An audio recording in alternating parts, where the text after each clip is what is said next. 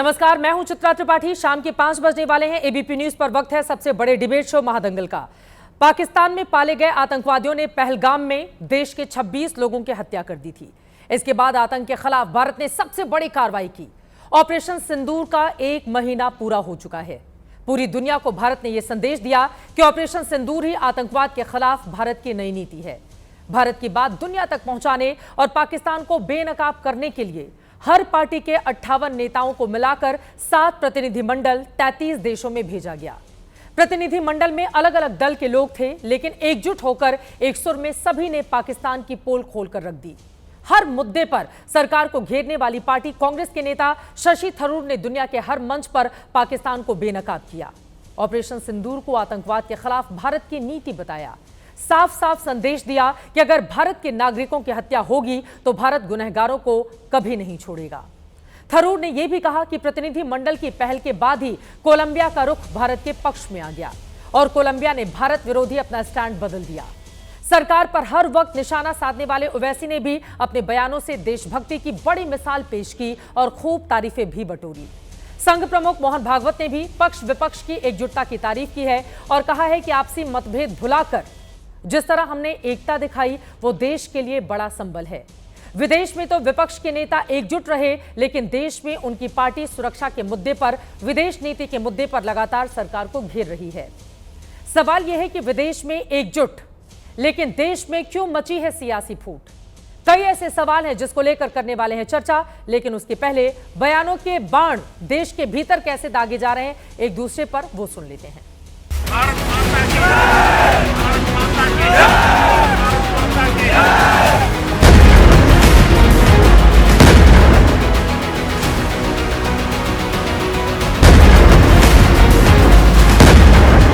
6 मई की वो रात पाकिस्तान के आतंकियों पर कयामत बरसी थी। अब पाकिस्तान कभी भी ऑपरेशन सिंदूर का नाम सुनेगा तो उसे अपनी शर्मनाक शिकस्त याद आएगी। 11 बार अगर अमेरिकी राष्ट्रपति ये बात कह रहे हैं, हमने ऐसा किया, नरेंद्र मोदी ने भाषण में इसको गलत कहें या हमें मानना पड़ेगा कि सिंदूर के सौदागर ने सिंदूर के साथ समझौता किया, सिंदूर का सौदा। आपकी विदेश नीति बिल्कुल अब निकम्मी बन गई। এখানে প্রধানমন্ত্রীর কোনো বড় কিছু নেই, বরং একটা বড় দেশের ভয়ে সেনাবাহিনীকে আটকে দিয়েছে কাপুরুষের মতো। সেটা অন্যায়। फिरहाद हकीम साहब जैसे लोग जो दिल से पाकिस्तानी हैं, वो थोड़ा अपने पाकिस्तान के रिलेटिव्स जो है उनके वहाँ पे उनसे थोड़ा बात कर ले, उनको पता चल जाएगा। तो देश की जनता सवाल पूछ रही है कि आखिर सीज फायर किन परिस्थितियों में हुआ, जो पर आदरणीय प्रधानमंत्री जी को जवाब देना चाहिए। मानसिक तौर पर दिवालिये लोग राजनीति में क्यों?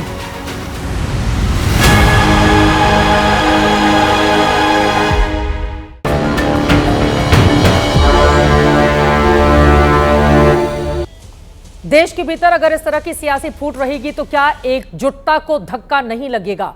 क्या इससे चोट नहीं लगेगी? दुनिया भर में अगर एकजुट होकर पाकिस्तान के खिलाफ हमें संदेश देना है तो फिर दुनिया के दूसरे मुल्कों में ही जाकर क्यों? देश के भीतर आखिर क्यों नहीं?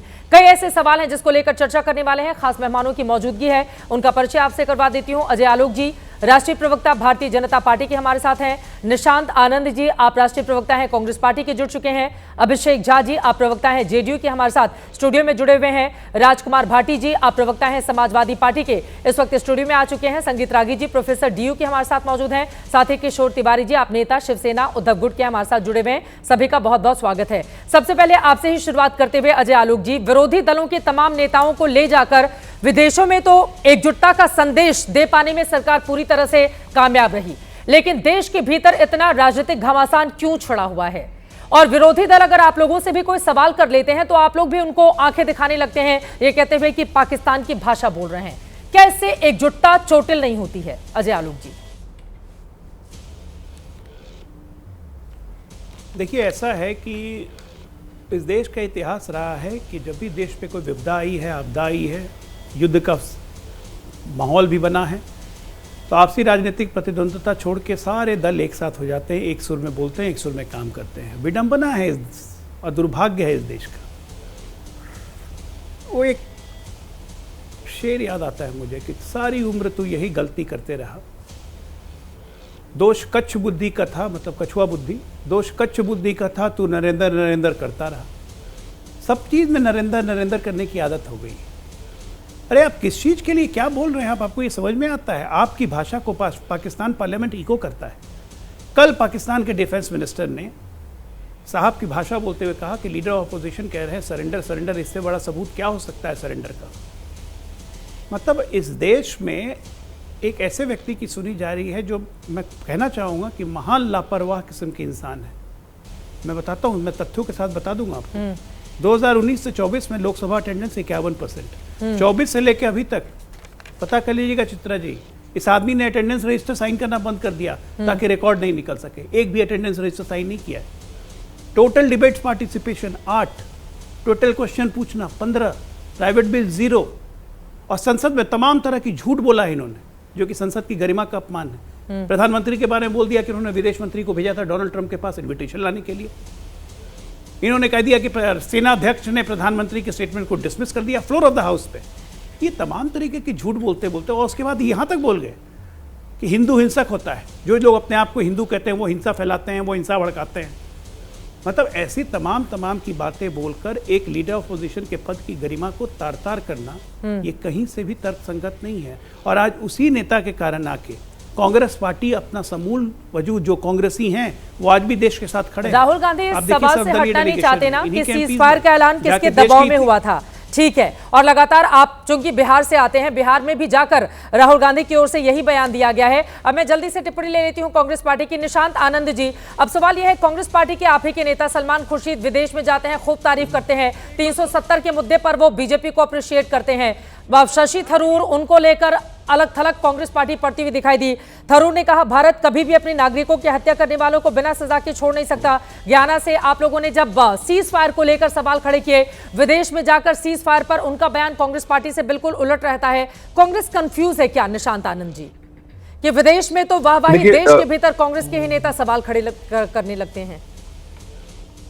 देखिए, सभी को नमस्कार। देखिए, मैं आपको बताना चाहूंगा कि भारतीय जनता पार्टी, प्रधानमंत्री मोदी जी अपनी नाकामियों पे और जो स्टेटमेंट दी गई है कि नरेंद्र सरेंडर, मैं आपको उसको बताऊंगा 1 मिनट के अंदर कि इसको क्यों कहा गया। जब 22 तारीख को पहलगांव का अटैक हुआ, इंटेल ने इन्फॉर्म किया था सरकार को कि ऐसा कोई हादसा जम्मू कश्मीर में हो सकता है, तो क्यों वहां पर 2000 लोग जहां पर टूरिस्ट होते हैं वहां पर क्यों कोई सुरक्षा कर्मी नहीं था। तो कांग्रेस पार्टी ने सवाल पूछा कि अमित शाह जी, ऐसा हादसा हुआ, आपका कोई सुरक्षा बल क्यों नहीं था? पर हमने डे 1 से कहा कि we stand together and united with the Indian arm forces and the government. तो हम पहलगांव अटैक के बाद हमने पूछने के बाद वो बात को नहीं दोहराया। हमें लगा संकट की घड़ी है, इस समय सरकार का साथ देंगे। उसके बाद ऑपरेशन का, माता और बहनों ने जिन्होंने अपना सिंदूर जिनका उजड़ा, उनका ऑपरेशन का नाम दिया गया सिंदूर। क्या हुआ उस ऑपरेशन का? उस सिंदूर, जो टेररिस्ट थे 4, उनको पकड़ा गया, नहीं पकड़ा गया। फिर हमने सवाल करा कि ये सीज फायर क्यों हुआ। ट्रंप ने 11 बार कहा कि सीज फायर मैंने ट्रेड के लिए किया। तो क्या सिंदूर ऑपरेशन का सौदा किसी काम के लिए कर दिया गया? अगर नहीं किया गया तो अभी तक प्रधानमंत्री मोदी ने इसकी बात क्यों नहीं कही? देखिए, एग्जाम्पल देता हूं जो आपको 1 महीने के अंदर हुआ। 1 जून को मोदी जी एडीबी से मिलते हैं और फिर उसके 2 दिन बाद एडीबी 800 मिलियन पाकिस्तान के लिए फंड रेज कर देता है। यूएस 304 मिलियन मिसाइल का ऑर्डर टर्की को देता है, टर्की वेपन्स पाकिस्तान को देता है, और पाकिस्तान हमारे देश के अंदर टेररिस्ट देता है। ये आप अब समझिए, अगर सीज फायर नहीं हुआ है या हो गया है तो प्रधानमंत्री मोदी जी ने अपने इंडियन आर्म फोर्सेस में कपड़े पहन के फोटो लगवानी क्यों शुरू कर दी है? क्यों अयोध्या की तरह राम जी के साथ वो फोटो लगवा रहे हैं? देखिए यार, इतना गंभीर इशू है और प्रधानमंत्री मोदी के मुंह से आवाज नहीं निकल रही। अगर ट्रंप ने नहीं कराया तो प्रधानमंत्री मोदी जवाब दे सकते हैं। अभी मैं आपको बताऊं, 23 मई 2025, Howard Lutnick, secretary of commerce United states, filed an affidavit in the United States Court of International Trade claiming कि the ceasefire has been done by President Trump, but कोई जवाब नहीं आ रहा। देखिए, जब से प्रेसिडेंट चुन के आए हैं ट्रंप, उन्होंने पहले 2 हवाई जहाज भेजे हाथों में भेड़िया बांध के, मोदी जी ने कुछ नहीं कहा। ट्रेड वॉर की बात हुई, टैरिफ मोदी जी ने 0 कर दिया। देखिए, हम सिर्फ वो सवाल पूछ रहे हैं कि भैया आतंकी नहीं पकड़े गए, आपने सीज फायर क्यों किया? वहां से फोन आया, आपके डीजीपीओ ने उठाया। अजय आलोक, आप इस पर जवाब दे दीजिए, फिर मैं बाकी मेहमानों के पास जाऊंगी। ट्रंप के फोन आने के बाद सीज फायर का ऐलान कर दिया गया, आतंकवादी अभी तक नहीं पकड़े गए हैं। चित्रा जी, सबसे पहले मैं आपसे और आपके दर्शकों से पूछना चाहूँगा कि सरकार को इंटेल इन्फॉर्मेशन थी कि आतंकी हमला हो सकता है, ये कांग्रेस पार्टी को किसने बताया? क्या सरकार के इंटेलिजेंस ये हिंदू ब्यूरो ने बताया, इंटेलिजेंस विंग ने बताया? नहीं तो कांग्रेस पार्टी को ये सूचना कहाँ से मिली? बीच में नहीं बोली, मैं आपके बीच में नहीं बोल रहा था। तो पहली बात तो ये झूठ। दूसरा झूठ 22 अप्रैल को अटैक हुआ। 23 अप्रैल को रॉबर्ट वाड्रा का क्या स्टेटमेंट आया कि आतंकवादी हमला इसलिए हुआ क्योंकि देश के मुसलमान सुरक्षित नहीं है, मुसलमान असुरक्षित महसूस कर रहा है, इसलिए हिंदुओं का धर्म पूछ के मार दिया गया। क्या इसमें कांग्रेस पार्टी का अप्रूवल नहीं था? रॉबर्ट वाड्रा क्या कांग्रेस परिवार है, गांधी परिवार के सदस्य नहीं है? चुनावी रैली में एक के बाद एक राफेल पे एक मिनट बेचैनी नहीं कीजिए, बेचैन मत होइए। राफेल पे सिंदूर और मिर्ची टांग के हमने तो नहीं दिखाया था। सेना के पराक्रम और शौर्य पे हमेशा प्रश्न उठाने वाले आज सिंदूर का सौदा की बात कर रही है वही लोग हैं जिन्होंने सेना को खून की दलाली, सेना के चीफ को गली का गुंडा, तमाम चीज कहा था। ये राहुल गांधी ने कहा था, आज कह रहे हैं कि सिंदूर का सौदा। अरे जिसके खानदान ने अपने जीवन में सिंदूर नहीं लगाया उसको सिंदूर का मतलब समझ में आएगा? ये भारत की महिलाओं का अपमान करने बैठे हैं आपके, सिंदूर का सौदा कर लिया। और ट्रंप की औकात है कि वो बोल दे रहे हम सीज फायर करेंगे। सीज फायर अभी भी नहीं हुआ है, ये शब्द गलत है। पॉज बटन दबाया हुआ है। 2 दिन पहले मिलिट्री ड्रिल की है हमने बॉर्डर एरिया में, सारे स्टेट्स में। सीज फायर में ड्रिल होता है? इतना भी समझ 7वें क्लास के बच्चे को आ जाता है, लेकिन जिसकी मन बुद्धि उसने क्या करेगी? कुछ नहीं कर सकते। ठीक है, निशांत जवाब दे देंगे, फिर अभिषेक बनर्जी राजकुमार भाटी जी के पास में आऊंगी। हाँ, जल्दी से निशांत। 10 सेकंड में आंसर दूंगा, 10 सेकंड में आंसर दूंगा। हाँ, इन्होंने 3 पॉइंट कहे कि हमें किसने बताया। इंटेल वार्ड, ये हिंदुस्तान टाइम्स और ये टाइम्स ऑफ इंडिया का आर्टिकल है कि it is been inform to the government कि ऐसा कोई हादसा हो सकता है। देखिए, हम कह रहे हैं अगर पॉज हुआ है सिंदूर ऑपरेशन, तो मोदी जी ने ये इंडियन आर्म फोर्सेस के कपड़े पहन के क्यों अपने बोर्ड लगाने शुरू कर दिए? क्यों वोट मांग रहे हैं? ट्रंप मोदी जी का बेस्ट फ्रेंड है। मोदी जी गए थे, उन्होंने कहा था माय फ्रेंड डोनाल्ड ट्रंप। किसने वोट मांगा? किसने वोट मांगा? आप मोदी जी ने कब वोट मांगा? के बाद वोट मांगे? कब वोट मांगा? पुलवामा के बाद वोट मांगे? कब वोट मांगा? कहां वोट मांगा? सैनिकों, अरे झूठ बोलते हैं नेशनल टीवी पे बैठ के। आप देखिए, ये पोस्टर, ये मॉडलिंग करने का समय 2019 पे कि इंडियन अब 2019 में भाग गए।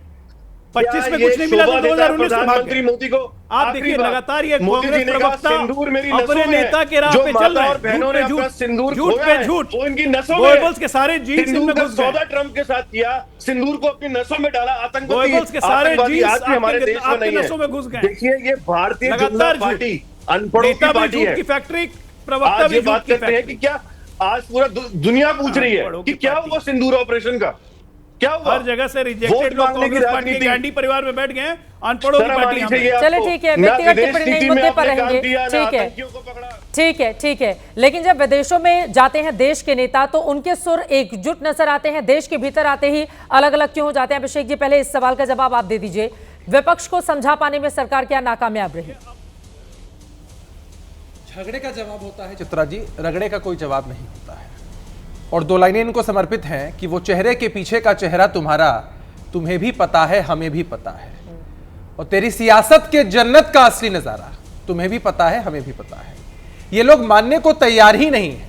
देखिए, पहले तो ये लोग ऑल पार्टी मीटिंग में आते हैं और अपनी बात रखते हैं, कहते हैं कि सरकार जो फैसला करेगी हम मानने को तैयार है, बिना शर्त सरकार को हमारा समर्थन है। लेकिन जैसे ही चीजें सेटल डाउन होती हैं, अभी ये ऑपरेशन सिंदूर सिर्फ स्थगित हुआ है, उतने में आपको इनका ये चेहरा दिख रहा है। असल में दिक्कत ये है कि राहुल जी को और पूरे विपक्ष को लग रहा है कि शायद पूरे देश का फोकस मोदी जी पर है, केंद्र की सरकार पर है। वो भी क्यों ना भाई, सरकार के हाथ में ये चीजें थी कि सेना को किस तरह से छूट दी जाए। सेना ने अपने शौर्य पराक्रम का परिचय दिया और उसके बाद इस तरह के ऑपरेशन को अंजाम दिया। तो इनको लगता है कि ये फोकस हम पर कैसे आए, इसलिए इस तरह की शब्दावली का इस्तेमाल करते हैं, इस तरह की बातें कहते हैं। अब सोचिए जरा कि हमारे देश के एमपी गए हैं, किसी भी पार्टी के हो, पहले देश के हमारे एमपी हैं, वो विदेशों में जाकर के पाकिस्तान की सच्चाई को उजागर कर रहे हैं, हमारी बात को पहुंचा रहे हैं। इनको इस बात से भी दिक्कत है कि शशि थरूर कहीं चल जाकर मोदी जी की तारीफ ना कर दें, तो यही तय कर लें कि कांग्रेस के सांसद जा रहे हैं कि कांग्रेस में जो सांसद हैं वो जा रहे हैं। भाई, सांसद तो कांग्रेस पार्टी के हैं ना, लेकिन ये मानने को तैयार ही नहीं है कि वो सांसद कांग्रेस पार्टी में है। आप लोग भी दूसरी पार्टी के सांसदों पे नजर बनाए रखेंगे तो अपने सांसदों को भी नहीं बचाएंगे? ये भाई, अब हम तो ये मानकर चल रहे हैं कि बिहार का देश का कोई आम नागरिक भी जाता तो उसी मुस्तैदी के साथ विदेश में पाकिस्तान की सच्चाई को उजागर करता है। ऐसी परिस्थिति में अगर जा रहे हैं ये लोग, तो फिर इस तरह की इनसिक्योरिटी क्यों? और चर्चा किस बात की चर्चा की मांग करते हैं? ये अभी सदन का सत्र होने ही वाला है। अरे उनको इस बात का डर है ना, ऑपरेशन सिंदूर का पूरा श्रेय आप लोग बिहार के इलेक्शन में नहीं ले अरे रहे। आप बिहार से ही आते हैं, इसी बात का डर है विपक्ष को, इसीलिए वो पोस्टर बार बार दिखा रहे हैं कि पोस्टर देखिए कैसे बीजेपी के नेताओं के चित्रा जी, आपने बिहार को बहुत बेहतर कवर किया है, आपका घर भी बिहार से कोई बहुत दूर नहीं है, आप बिहार के नब्ज को अच्छे से जानती है। और बिहार में हमको किसी सहारे की जरूरत नहीं है, एनडीए को एक बहुत बड़ा एज पहले ही मिल चुका है, हम बहुत आगे हैं। लेकिन बात जब देश की बात होती है, देश की अस्मिता की बात होगी, देश की आत्मा पर हमले की बात होगी, तो राजनीति अपनी जगह पर है। हम तो भाई जो स्टैंड है वो मजबूती से लेंगे। एनडीए क्या ऑपरेशन सिंदूर के नाम पर वोट मांगेगा? क्यों मांगेगा भाई? ऑपरेशन सिंदूर को अंजाम दिया है देश की सेना ने। कोई भी सरकार होती है, हो सकता है कि इसके बाद भी हमले होंगे। और चित्रा जी, मैं एक बात आपको बताऊं, बहुत दिलचस्प बात है, मैं तो रिक्वेस्ट करूंगा, मेरे पास वीडियो अभी है नहीं, मैं वीडियो दिखाता, हालांकि आप सब मीडिया के लोगों ने इस वीडियो को जरूर दिखाया होगा। साल 2011 में जब यूपीए की सरकार थी, राहुल जी ने बयान दिया था ऑन रिकॉर्ड और कहा था टीवी पर कि हम लोग आतंकवाद को जड़ से खत्म नहीं कर सकते हैं, इन हमलों को रोका नहीं जा सकता है, इन पर कंट्रोल करने का एक प्रयास हो सकता है। तो राहुल जी जब सत्ता में थे तब इस तरह की बातें कहते थे कि इसको हम खत्म नहीं कर सकते, प्रयास कर सकते हैं। और आज जब विपक्ष में आ चुके हैं तो सवाल उठा रहे हैं, सरेंडर की बात कर रहे हैं। अरे मैं तो कुछ लाइनें राहुल जी को डेडिकेट कर देना चाहता हूं कि राहुल जी से हुआ है बहुत बड़ा ब्लंडर, अब उठेगा सियासी बवंडर, कितना भी करे रेंडर नहीं होगा टेंडर, और तब राहुल जी को ही करना पड़ेगा सरेंडर। आप देख लीजिए, सरेंडर को लेकर भी इस देश की राजनीति अलग अलग तरीके से आगे बढ़ी है। राजकुमार भाटी जी, अब आपको मैं चर्चा में लेकर आना चाहूंगी। अगर यहां पर चूंकि हम बात कर रहे हैं कि विदेशों में जाकर पूरे देश की आवाज एकजुट है, देश के भीतर आकर हम पूछ रहे हैं सीज फायर ट्रंप ने क्या करवाया, चलो उसकी सबूत दो, उनको आंखें क्यों नहीं दिखा रहे हैं, ट्रंप का नाम लेकर नरेंद्र मोदी हमला क्यों नहीं कर रहे हैं। देश की सियासत अलग हो सकती है, लेकिन क्या दूसरे देश के मसलों पर भी इस तरह की सियासत ठीक है? नहीं, जो आप कह रही हैं कि बाहर जाके तो सारे एक सुर में बोल रहे हैं। जो प्रतिनिधिमंडल हमारे गए हैं, 7 प्रतिनिधिमंडल, उनमें पक्ष और विपक्ष की सभी पार्टियों के प्रतिनिधि शामिल हैं और सब देश हित में बोल रहे हैं और एक सुर में बोल रहे हैं, और देश के अंदर सरकार से सवाल पूछे जा रहे हैं। तो इन दोनों ही बातों की प्रशंसा होनी चाहिए। यही तो खूबसूरती है हमारे देश की। जब बाहर का मसला होता है तो हम एक हो जाते हैं, जब कोई संकट आता है देश पे तो हम एक हो जाते हैं। 22 अप्रैल को जब हमला हुआ पहलगाम में, तो सारी विपक्ष की पार्टियों ने सरकार का समर्थन नहीं किया और पूरे देश में उसका शोक नहीं था और पूरे देश ने विरोध नहीं किया, पाकिस्तान की निंदा नहीं की। जम्मू कश्मीर तक में बंद रहा, जम्मू कश्मीर की विधानसभा में सर्वसम्मत प्रस्ताव पारित हुआ। तो और देश में सवाल न पूछे जाएंगे तो लोकतंत्र खत्म हो जाएगा। हमारे भारतीय जनता पार्टी के मित्र चाहते हैं कि विपक्ष मोदी जी की हाँ में हाँ मिलाए, जो मोदी जी कहें वो विपक्ष पीछे समर्थन करे, तो फिर तो विपक्ष बचेगा ही नहीं, फिर तो लोकतंत्र रहेगा ही नहीं। लोकतंत्र के लिए सवाल पूछे जाने बहुत ज़रूरी हैं। भारतीय जनता पार्टी को सवालों से दिक्कत होती है, ये आदत भारतीय जनता पार्टी को छोड़ देनी चाहिए और सवालों का स्वागत करना चाहिए और सवालों के जवाब देने चाहिए। अब अगर हम सत्तारूढ़ पार्टी के एनडीए के प्रवक्ताओं की बात मान लें कि ऑपरेशन सिंदूर अभी जारी है, अभी ख़त्म नहीं हुआ है, तो फिर काहे के विजय जुलूस निकाले जा रहे हैं, फिर काहे की तिरंगा यात्राएं निकाली जा रही हैं। और मोदी जी ने जो बीकानेर में भाषण दिया, कि वो पूरा राजनीतिक भाषण नहीं था। 40 मिनट के भाषण में मोदी जी ने 40 बार तो मैं कहा, मैं, और 20 बार अपना नाम खुद ही लिया। नरेंद्र मोदी, अब नरेंद्र मोदी की गोली चलेगी, नरेंद्र मोदी ऐसा करता है। इतना आत्ममुग्ध प्रधानमंत्री हमने भारत के इतिहास में कभी नहीं देखा। हम भी तो कह सकते थे, मोदी जी ये भी तो कह सकते थे कि हम लड़ेंगे। हम में एक सामूहिक भाव आता है और ये सामूहिक प्रयास था जो था। सेना हमारी सबकी है, देश हमारा सबका है, सब देशभक्त हैं। विपक्ष के लोगों की देशभक्ति पर सवाल उठाना, उन्हें पाकिस्तान परस्त बताना, इससे देश कमजोर नहीं होता। ऐसी बातें क्यों करते हैं भारतीय जनता पार्टी के लोग? ठीक है, मैं जवाब ले लेती हूँ। संगीत रागी जी, पहले आप जवाब दे दीजिए और उसके बाद मैं फौरन आपके पास आ रही हूँ किशोर तिवारी जी। उसके पहले अजय आलोक कुछ बोलना चाह रहे हैं। अजय आलोक जी बोलिए। मैं भाटी जी को याद दिलाना चाहता हूँ, इतने पढ़े लिखे विद्वान व्यक्ति हैं, आत्ममुग्धता की पराकाष्ठा तो तब हुई थी भाटी साहब जब कहलवाया जाता था कि Indira is India and India is Indira, आत्ममुग्धता उसको कहते हैं कि अपने आप को जो देश से बड़ा मान ले। मोदी जी तो जहां जहां भाषण देके गए देश का मान ऊंचा किया, सेना का शौर्य का बखान किया, जिसको आप लोग राजनीतिक भाषण समझते हैं। अगर अपने देश की सेना का बखान करना राजनीतिक भाषण आपको लगता है तो ये आपकी बुद्धि का फेर है, मेरी बुद्धि या देश की बुद्धि का फेर नहीं है। अगर ये कहना कि पाकिस्तान को हमने मारा, 200 किलोमीटर घर में घुस के मारा, अगर आपको ये राजनीतिक भाषण लगता है तो ये आपकी बुद्धि का फेर है, मोदी जी की बुद्धि का फेर नहीं है। नरेंद्र मोदी के नाम से अगर आपके रोंगटे खड़े हो जाते हैं और रीढ़ की हड्डी में सिहरन होती है तो ये आपकी समस्या है, हमारी समस्या नहीं है। हम देश का काम कर रहे हैं, देश के साथ हैं। आप देश के साथ है कि नहीं, तय आपको करना है। एमपी बाहर जाते हैं, उनको आतंकवादियों से कंपेयर किया जाता है कांग्रेस के द्वारा, समर्थन करते हैं आप? मैंने माननीय नरेंद्र मोदी जी की आत्ममुग्धता पे सवाल उठाया। आप कह रहे हैं मैं सेना पे सवाल उठा रहा हूं। ये भारतीय जनता पार्टी हर बात में सेना के पीछे क्यों छिपती है? मैंने तो कहा कि आत्ममुग्धता मैंने बताया, राष्ट्रवाद और धर्म का झंडा लेके आप अपने पापों को छिपाने का प्रयास करते हैं, अपनी कमजोरियों को छिपाने का प्रयास करते हैं। आप सीधे सीधे बात का इंदिरा गांधी का भी है, सबसे पहले प्रशंसा, राष्ट्रवाद भी है, धर्म भी है, डॉक्टर साहब मैं आपके और बीच में नहीं बोला, अपना कर्तव्य भी है। डॉक्टर अजय आलोक जी मेरी बात होने दे, मैं आपके बीच में एक शब्द नहीं बोला।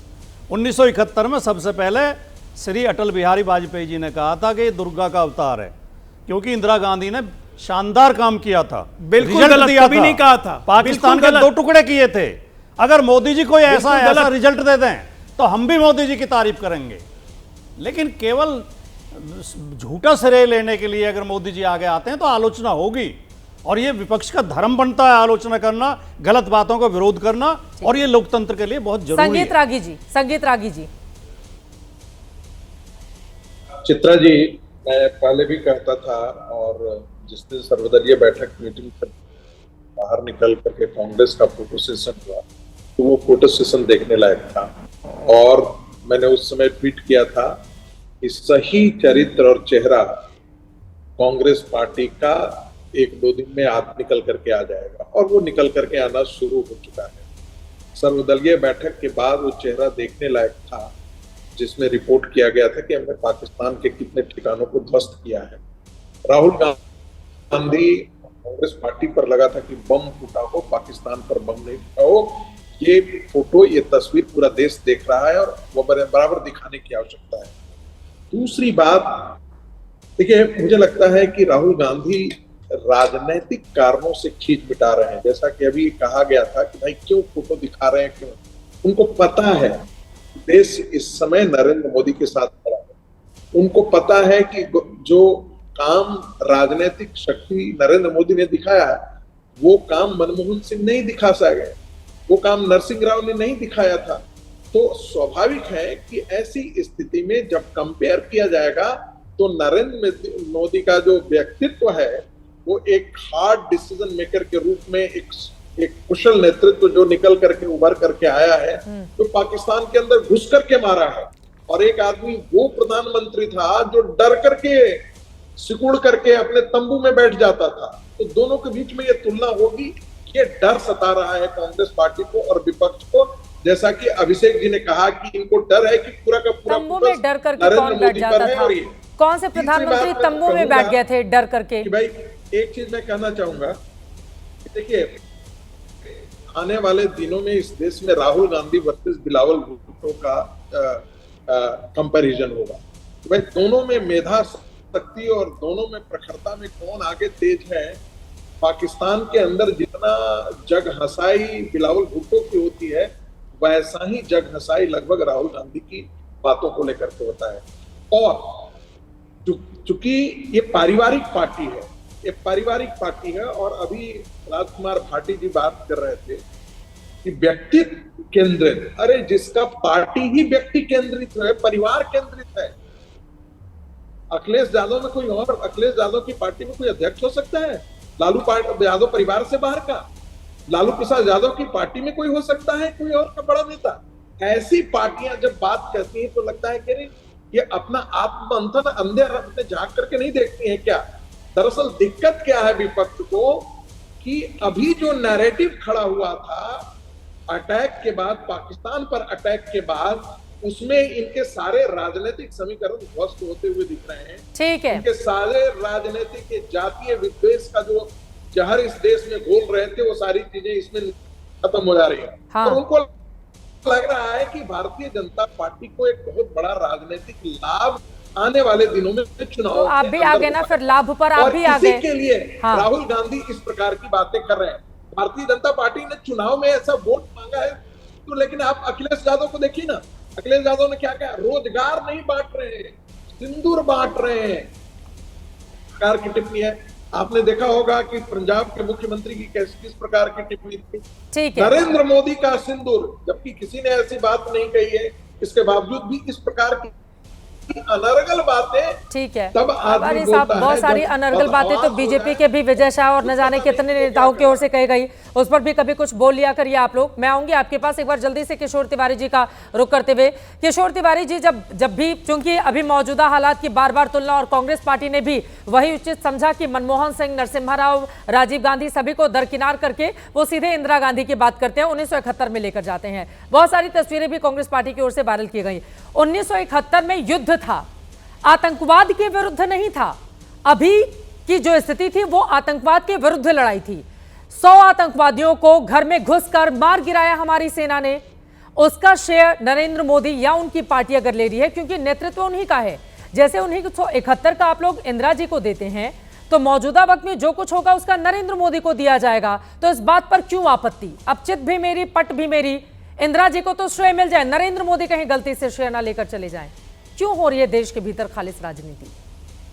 नहीं, युद्ध के अंदर जो सेना ने काम किया, अभी मैं जाके आया था हिमाचल और उनके हेडक्वार्टर्स और चंडीगढ़ हेडक्वार्टर्स, और मैंने देखा कि अच्छी खबर ली, और 2-3 दिन खबर लेते तो पाकिस्तान और 10 साल उठता नहीं। एक अच्छा काम किया, उसके लिए मैं उनको सैल्यूट करता हूं, भारतीय सेना को। लेकिन बीजेपी ओझी राजनीति करती है। राजकुमार भाटी जी, नया दिल नई आवाज, लेकिन आपने बहुत अच्छी बात रखी कि जब युद्ध हो रहा था हम मोदी जी के साथ खड़े रहे, लेकिन उसके बाद अभी क्या चल रहा है, आगे पूछे मोदी, पीछे मोदी, सब मोदी, मोदी ऐसा करेगा, मोदी वैसा करेगा। आत्ममुग्धता तो चरम सीमा पे है, लेकिन कब तक, मुझे संगीत रागी जी ने भी कहा, इंदिरा जी को लेके बैठोगे, कब तक बैठोगे आप? अरे परिस्थितियां बदली है, देश की आर्थिक समस्याएं बहुत विपरीत हो चुकी है, किसानों की समस्या विपरीत हो चुकी है, बेरोजगारी का संकट है। चलो हम पाकिस्तान से युद्ध जीत लिए, लेकिन उसका इतना मार्केटिंग करने की क्या जरूरत थी? देश में संसद बुलाकर संसद के सामने बात रखते, संसद के सवालों के जवाब देते तो अच्छा लगता। अभी भी कुछ बिगड़ा नहीं है, लेकिन ये जो लोग गए थे ना विपक्ष के, वो एक पैर बीजेपी में डाले हुए सब लोग हैं, उन्होंने समझ लिया है। देखिए, जो लोग विदेश गए हैं वो एक पैर बीजेपी में डाले हुए हैं, फिर समाजवादी पार्टी के भी नेता गए हुए हैं। अरे तो इनको बैठे बैठे डरा देंगे। अरे नहीं, सुनो, राजीव राय और समाजवादी पार्टी के भी लोग हैं। चित्रा जी, मैं प्रियंका चतुर्वेदी, शशि थरूर, प्रियंका चतुर्वेदी भी, वो तो आप ही की पार्टी की है महाराज।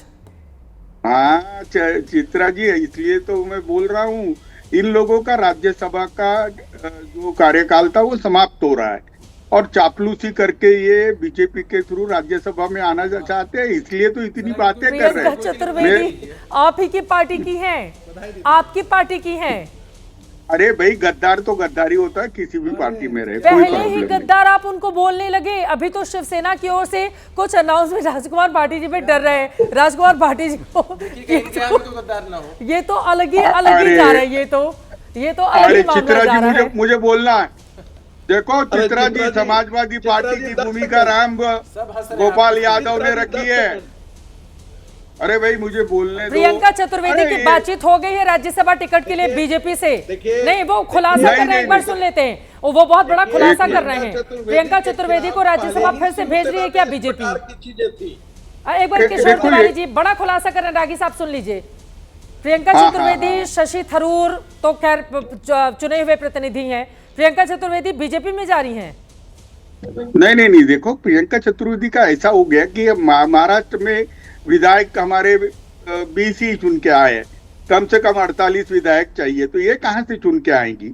और ऊपर से कांग्रेस से तो उन्हें भगाया गया था, तो ये अब बीजेपी सहारा है। तो ये जो बात लिमिट के बाहर बातें कर रहे थे, भारत की सेना का बखान करने के जगह मोदी जी का बखान कर रहे हैं। नहीं, क्या चल रहा है ये आनंद शर्मा, शशि थरूर, इसके पहले सलमान खुर्शीद ने भी 370 पर तारीफ की है, ये सब बीजेपी में जा रहे हैं, इनके एक पैर बीजेपी में है।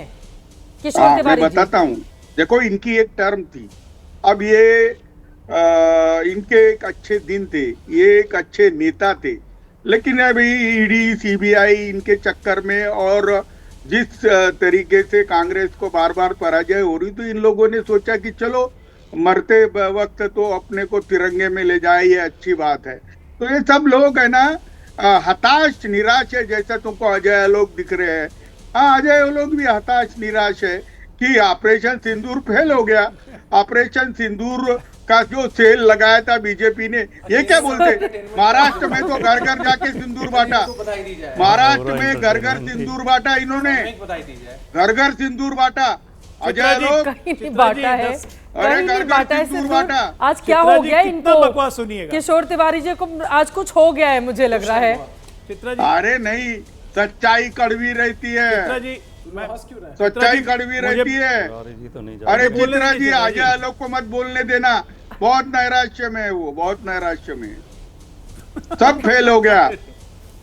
आज देखा नहीं क्या ट्रेन का डिब्बा कैसा चला रहे थे वो, और राजकुमार गांधी। बस कीजिए सर, मैं सब लोग हंस रहे हैं, उधर उधर नहीं जाते हैं, ठीक है। आप पहले अजय आलोक जी जवाब दीजिए, फिर राजकुमार भाटी जी के मतलब किशोर तिवारी जी की बातों पे सभी कुछ ज्यादा खुश नजर आ रहे हैं। कुछ हो गया।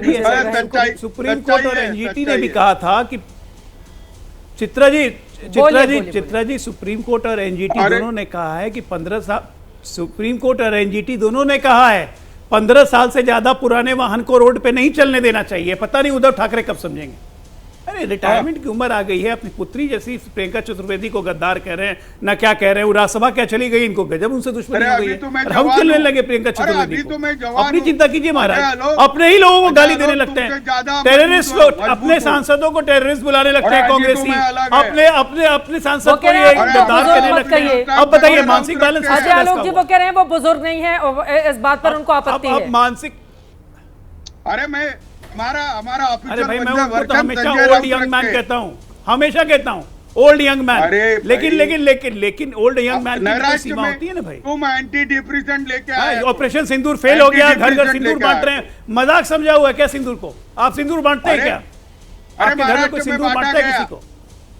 क्या भारतीय समाज में, हिंदू समाज में सिंदूर बांटा जाता है? अरे हम लोग हनुमान जी पे सिंदूर चढ़ाते हैं, देवियों पे सिंदूर चढ़ाते हैं, हम लोग उसके अलावा सिंदूर नहीं बांटते हैं। बेशर्मी की बात मत कीजिए।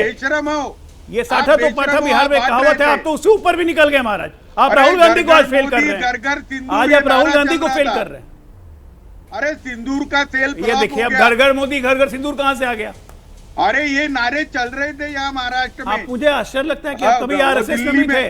दिल्ली में मुझे आश्चर्य लगा कभी आप आरएसएस में भी थे। आरएसएस संगीत रागी बताएंगे क्या आप कभी आरएसएस में थे क्या? अरे मैं आरएसएस का फुल टाइमर था। आपकी जो भाषा है, आपकी जो विचार हैं, वो उद्धव ठाकरे के साथ रह के इतनी जहरीली हो गई है। चलिए थोड़ा आगे बढ़ते हैं, मेन मुद्दे पर आते हैं। हंसी खुशी के बहुत सारे माहौल बन गए। एक बार फिर से संगीत रागी जी कुछ कह रहे हैं, उसके बाद मैं आ रही हूँ। संगीत रागी जी, आप क्यों इतने खुश हो रहे हैं? उन्होंने कौन सी ऐसी बात कह दी? निशांत आनंद जी, उसके बाद में आ रही हूँ आपके पास। देखिए वो आरएसएस में थे, फुल टाइमर थे, और संगति का तो असर पड़ता है ना भाई। गलत संगति में जाएंगे तो गलत वही सारी चीजें निकलना शुरू हो जाएगी। यही राष्ट्रवाद के साथ, जब यही शिवसेना भारतीय जनता पार्टी के साथ थी तो राष्ट्रवाद की भाषा बोलती थी, यही शिवसेना जब कांग्रेस के साथ चली गई तो क्या बोलती है, ये आप सबके सामने है, सबके सामने दिखाई दे रहा है। महत्वपूर्ण सवाल ये है, महत्वपूर्ण सवाल ये है कि यदि नरेंद्र मोदी सरकार को गुलाम बना दिया, इच्छा शक्ति नहीं होती तो सबसे ज्यादा राजनीतिक प्रहार किस पर होता? नरेंद्र मोदी पर होता। यदि नरेंद्र मोदी, संगीत रागी जी, क्या ये सच नहीं है? 23/11 के बाद भी संगीत रागी जी, क्या ये सच नहीं है कि अडानी, अंबानी और ट्रम्प मामा के पास चलाने वाले थे मोदी जी और राहुल मोदी जी उन्होंने कायरता का परिचय दिया था। उन्होंने कायरता की भाषा हिम्मत नहीं हुई थी कि पाकिस्तान के खिलाफ कोई भी काम करे, और शर्मल शेख में जाकर के मनमोहन सिंह ने तो भारत की इज्जत ही उतार दी, भारत की विदेश नीति को ही खत्म कर दिया था। पाकिस्तान को ही एक के तौर पे कन्वर्ट कर दिया गया। ठीक है सर, अब निशांत आनंद को मैं लेकर आना चाहूंगी। ठीक है, आप लोगों की बात हो गई। निशांत जी, यहाँ पर वो बात जो कह रहे हैं किशोर तिवारी जी, उससे इनकार भी नहीं किया जा सकता ना। अब शशि थरूर को लेकर, बाकी नेताओं को लेकर जिस तरह के माहौल बने हुए हैं, शशि थरूर के बारे में तो आप ही के नेता बुरी बुरी बातें कर रहे हैं। उदित राज, उनको ले लीजिए, उनके उस बयान को जो शशि थरूर के खिलाफ लिखा गया था, उसको आप ही के कांग्रेस के एक बड़े नेता रिट्वीट करते हैं। तो ये माहौल तो खुद कांग्रेस पार्टी ने बनाया है ना। अब बीजेपी उसको लेकर अगर आप लोगों पर सवाल खड़े कर रही है तो फिर आप देखिए, शशि थरूर आपके इतने बड़े नेता, क्या शानदार बोलते हैं, विदेशों में कितनी तारीफ हुई, देश में उनके लिए कितना माहौल बना, और उससे कांग्रेस पार्टी अपने आप को क्यों किनारे करने लगी? क्योंकि उन्होंने बीजेपी से जुड़ी हुई कुछ बातें रख दी थी वहां पर। देखिए, कांग्रेस पार्टी किसी से किनारा नहीं कर रही। जब भी कोई प्रतिनिधि देश के बाहर जाता है तो वो देश की हित में बात करता है, और वही शशि थरूर जी कर रहे हैं। देखिए, आज मुद्दा ये है कि जो पहलगांव पे अटैक हुआ, उसका जो ये नुकसान हुआ, 26 लोगों की शहादत होगी, उसका जवाब देश को नहीं मिला। आज देश को सिंदूर ऑपरेशन में जो टेररिस्ट थे उसका जवाब नहीं मिला। मैं आपको एक बात याद दिलाना दिलाऊंगा, अमित शाह ने पार्लियामेंट में कहा था कि 3 दिन युद्ध और चलता तो पीओके हमारा होता। तो अमित शाह ने इस बार पीओके क्यों नहीं लिया? देखिए, योगी जी ने पिछले चुनाव में पिछले साल कहा था कि तीसरी बार प्रधानमंत्री मोदी को बनाए, हम आप को पीओके ला दे। जिस पार्टी ने झूठ बोल के लोगों को गुमराह किया, ये देखिए मोदी जी का ट्वीट है 2013 में, अगर मैं प्रधानमंत्री होता तो मैं नेशन को सफर नहीं कराता। आज देश हमारा हर चीज में सफर कर रहा है, चाहे वो फॉरेन पॉलिसी हो, चाहे वो सिंदूर ऑपरेशन हो। आज देश पूछ रहा है, वो माताएं बहनें जिनके सुहाग उजड़े, वो आज पूछ रही है, मोदी जी आपने हमारे सिंदूर का बदला नहीं लिया। लेकिन ये राजनीति कर रहे हैं, ये मनमोहन सिंह जी का नाम लेके, इंदिरा गांधी का नाम लेके, नेहरू का नाम लेके। देखिए, आज हम क्रेडिट दे रहे हैं मोदी जी को सीज फायर का, क्योंकि मोदी जी ने सीज फायर कराया। इंदिरा गांधी जी ने पाकिस्तान को 2 टुकड़ों में बांटा था, बांग्लादेश अलग किया था। निक्सन ने जब दल भेजा था तो उसको आंख दिखाई थी। मोदी जी की जरा चुप्पी नहीं लगा दी थी। मोदी जी के बेस्ट फ्रेंड ने 11 बार कह दिया कि मोदी और पाकिस्तान के प्रधानमंत्रियों को मैंने समझा दिया, दोनों को एक ही तराजू में तोल दिया। आज ये सिंदूर का सौदा कर रहे हैं। आज शर्म नहीं आती मोदी जी को कि कपड़े पहन के उन्होंने पोस्टर लगवाने शुरू कर दिए इंडियन आर्म फोर्सेस का क्रेडिट लेने के लिए। कभी वो अयोध्या में राम जी के साथ पोस्टर लगाते हैं। देखिए, राजू चाचा की पिक्चर थी गोविंदा की, उसने अपने घर में पायलट का पोस्टर भी लगाया था, किसान का भी लगाया था, नेता का भी लगाया था। उनके कार्यकर्ताओं ने लगाया। मोदी जी खुद ही जाकर अपने पोस्टर थोड़ी ना चिपका रहे हैं निशांत आनंद जी, और पोस्टर चिपका भी दिया तो अपने नेताओं के पोस्टर, तो राहुल गांधी के भी बहुत अलग अलग पोस्टर्स हम सब देख रहे हैं। बाकी पोस्टर से क्या दिक्कत है, मेन मुद्दे की है ना। आपने सही सवाल पूछा कि जो आतंकवादी जिन लोगों ने हमले को अंजाम दिया वो कहां पर फरार हो गए, उनके बारे में कोई जानकारी नहीं। जल्दी से अजय आलोक जी, फिर अभिषेक जी, मैं फौरन आ रही हूं आपके पास। अजय आलोक जी जल्दी से। चित्रा जी, रिकॉर्ड 22 मिनट में 9 आतंकी ठिकाने तबाह कर दिए। लश्कर ए तोयबा का हेडक्वार्टर, आपका लश्कर ए तोयबा के अलावा जैश ए मोहम्मद का हेडक्वार्टर तबाह कर दिया। मसूद अजहर रो रहा था कि मैं क्यों जिंदा बच गया, और इनको समझ में नहीं आता कितने आतंकी मारे, 100 से ऊपर आतंकी मारे। कहां तक घुस के मारा? कराची तक घुस के मारा। आज पिछले 3 दिन से कराची 21 बार भूकंप से हिल चुका है। कराची हिलता है, आतंकवादी हिलते हैं, यहाँ राहुल गांधी और कांग्रेस पार्टी हिलने लगती है, कहते हैं आतंकियों को नहीं मारा। सिंदूर का सौदा होता है, ये वही बोल सकता है जिसने कभी जीवन में सिंदूर नहीं लगाया। सिंदूर के सौदागर शब्द का भी इस्तेमाल किया गया है कांग्रेस पार्टी की ओर से। सिंदूर का सौदा नहीं होता है अजय आलोक जी, सिंदूर का सौदागर, मौत का सौदागर। अब या मौत का सौदागर, सिंदूर का सौदागर, गली का गुंडा, क्या नहीं इस्तेमाल किया गया इस देश की गरिमा को गिराने के लिए, सेना के शौर्य को घटाने के लिए। 2 लाइन में आप जवाब दीजिए राजकुमार भाटी जी और फिर अभिषेक जी। राहुल गांधी ठीक है, सरेंडर बोल के आए। निशांत हमारी सेना सरेंडर करती है। ये बात तो सच है ना कि मसूद अजहर के परिवार के 15 लोगों को मार दिया गया, कुल 100 आतंकवादी मार गिराए गए। निशांत आनंद जी, देखिए 2014 से लेकर अभी तक 27 टेररिस्ट अटैक हुए हमारे देश में। प्रधानमंत्री मोदी जी से हम सिर्फ ये सवाल पूछ रहे हैं कि जो टेररिस्ट ने 26-22 तारीख को पहलगाम को अटैक किया वो क्यों नहीं मारे गए? जब आपको वहां से पाकिस्तान से फोन आया, आपने एक्सेप्ट करा कि हम सीज फायर कर रहे हैं, तो उसकी कोई शर्तें होंगी, कोई बात होंगी? आप पहचानते हैं उन लोग को? पता बता दे कांग्रेस पार्टी। देखिए बीच में पार्टी जानती है उन लोग को ना, पता बता दे।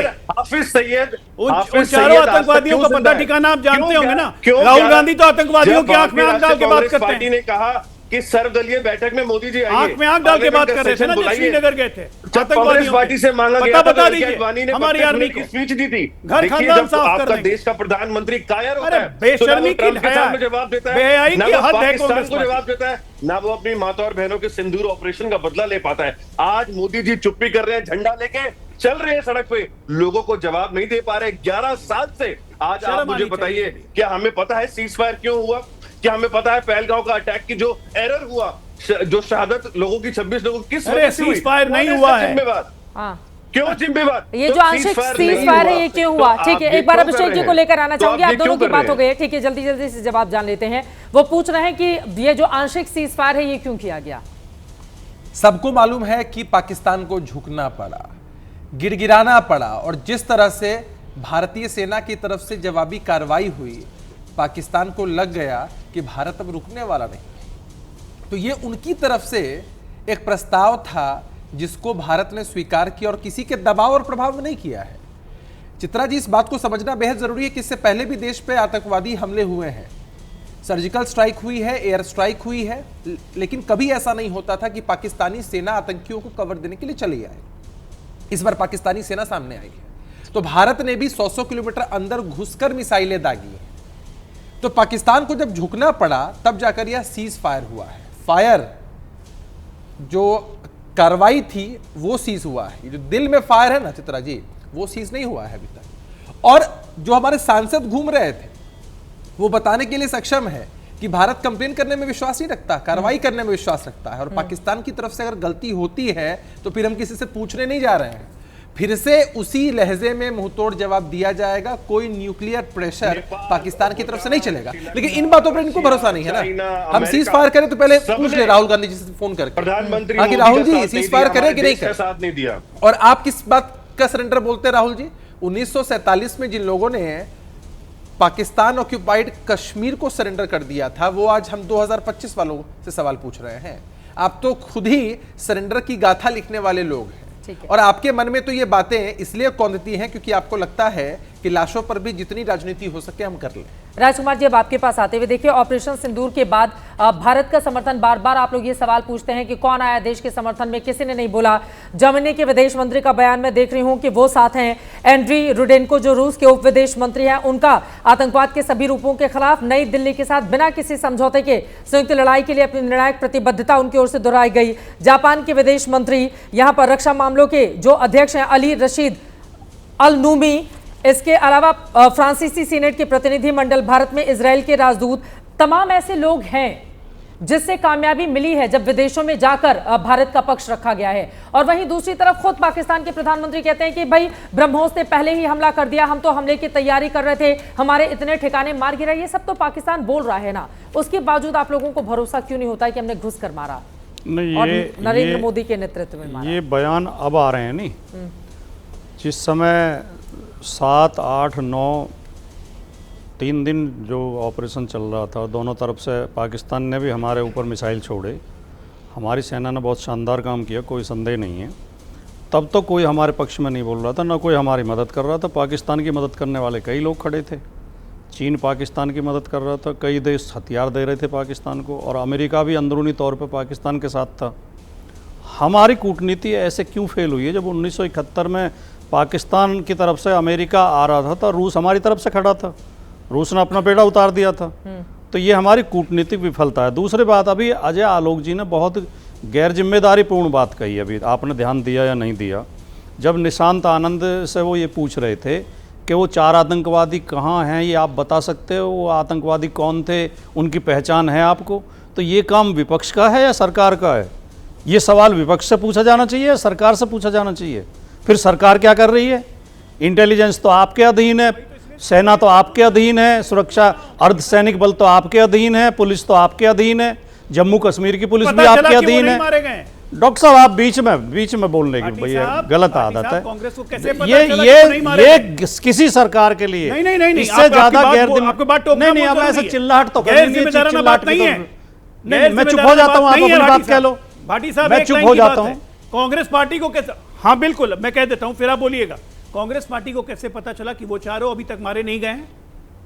22 तारीख को हमला हुआ था, 6 तारीख की रात हमने स्ट्राइक किया। ये सवाल कांग्रेस पार्टी को वो चारों, ये सवाल केवल कांग्रेस पार्टी का या समाजवादी पार्टी का या केवल इंडिया गठबंधन का नहीं है। ये देश के 142 करोड़ लोग कैसे पता चला कि वो चारों आतंकवादी कहाँ गए, वो क्यों नहीं 142 करोड़ को हम नहीं जवाब दे रहे, क्यों नहीं चली? आप लोग को कैसे पता चला कि वो अभी तक जिंदा है? हमारी इंटेलिजेंस क्या कर रही थी? पता कैसे चला कि वो जिंदा है? क्यों नहीं खबर लगी कि हमला होने वाला है? हमारी इंटेलिजेंस सब अच्छा काम कर रही है, इसीलिए प्रिसीजन स्ट्राइक हुए हैं। एक भी सिविलियन डैमेज नहीं किया है, एक भी सिविलियन डैमेज नहीं हुआ। प्रिसीजन स्ट्राइक है, इंटेलिजेंस के कारण ही आतंकवादियों के अड्डों पे ही मिसाइल गिरी है, कहीं इधर उधर दाएं बाएं नहीं। पहलगाम में जो हमला हुआ उसमें सरकार पूरी तरह विफल रही, दाएं बाएं मिसाइल फेंक 1-1.5 घंटे तक वो सीधे रही है, नंगा नाच हिंसा का करते रहे आतंकवादी, और वहाँ एक सुरक्षाकर्मी मौजूद नहीं था। देश विफल हो जाएगा। जहाँ 4000 पर्यटक मौजूद थे, चक्कर में रहे तो देश विफल हो जाएगा। शर्म आनी चाहिए भाटी साहब, ये आपकी विफलता है। आपसे ये उम्मीद नहीं थी, विफलता को हम बार-बार ये उम्मीद नहीं थी। पक्ष विपक्ष के बीच इस मुद्दे को लेकर सियासत जारी रहेगी, लेकिन बहुत सारे सवाल ऐसे हैं जिनका जवाब मिलना अभी बाकी है। लेकिन इसके साथ ही सच ये भी है कि पाकिस्तान में घुसकर 100 आतंकवादियों को मार गिराने में हमारी सेना को 22 मिनट में कामयाबी मिली थी। अब इस पर राजनीति किस करवट आगे बैठेगी, रहेगी एबीपी न्यूज की नजर। अभी के लिए दीजिए इजाजत। देश और दुनिया की तमाम खबरों के लिए आप देखते रहिए एबीपी न्यूज।